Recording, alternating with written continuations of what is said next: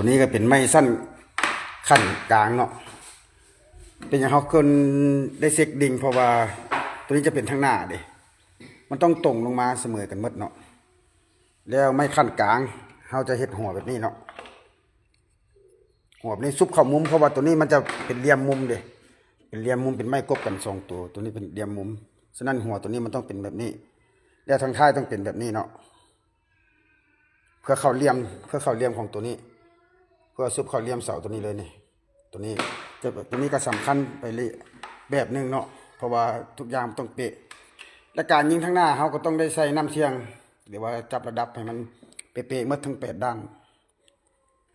ตัวนี้ก็เป็นไม้สั้นขั้นกลางตัวนี้ก็ถือว่าสำเร็จไม้สั้นขั้นกลางเนาะไม้โค้งสั้นขั้นกลางคือเห็นอะไรเนาะทุกอย่างก็ต้องลงตัวกัน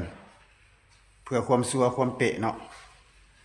ขอบใจหลายๆที่รับชมเด้อถ้าคลิปนี้มีประโยชน์ก็ลองเอาไปปรับปรุงและนำใส่กับตัวจริงลองเบิ่งเนาะตัวใดที่บ่ดีก็บ่เอาขอบใจหลายๆเด้อที่รับชม